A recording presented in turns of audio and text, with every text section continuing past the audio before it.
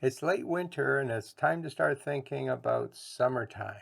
This is a great time to start tender bulbs inside. And in this video, I'm going to show you how to start caladiums indoors. Because we have a short growing season, it's a great idea to get these guys started indoors. That way you'll have larger plants outside and make a much better display by summertime.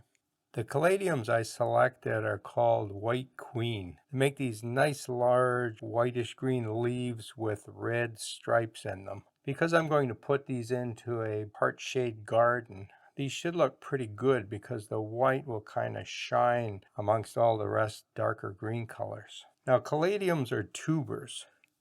They look like bulbs. Now when I unpacked these, I had a closer look at them and you can see some white spots on here. You shouldn't actually see those. The white spots are mold that's starting to grow. And this tuber, if you give it a squeeze, is actually quite soft.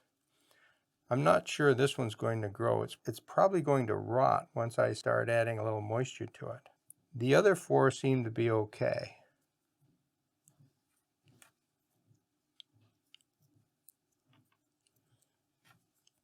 Because I live in a cold climate, I want to get these started early indoors. So late winter is a good time. It kind of depends on how good your lighting system is. Don't grow these too long indoors if you don't have strong light. You're better off starting them a little later and having smaller plants when they go outside. Potting them up is pretty simple. You can put each one of these into its own pot, or I like using these big trays because I'm going to do several of these, and I just bury them. Now the tricky part is to find the top. I think this is the top here because I can feel a little bit of the old leaves here.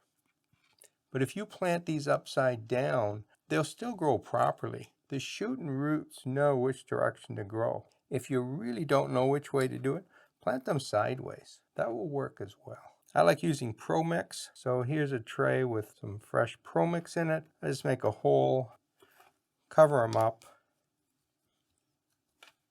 and that's it. Take the next one,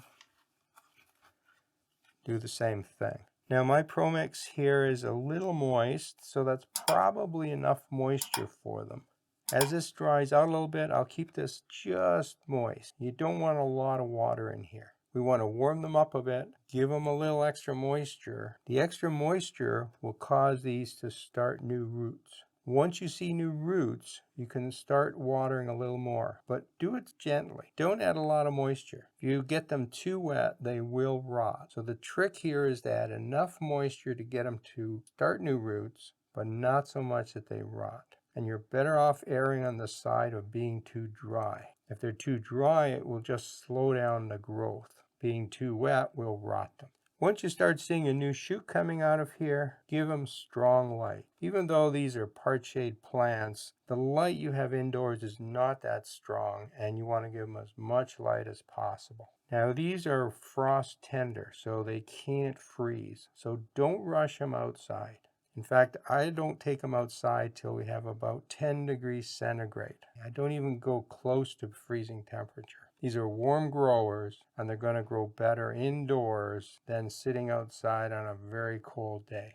That's really all there is to this. They're pretty easy to start, and they should make a really nice display this summer. If you enjoyed this video, you'll also enjoy some of my other videos about bulbs, and I'll put a link to that playlist right here.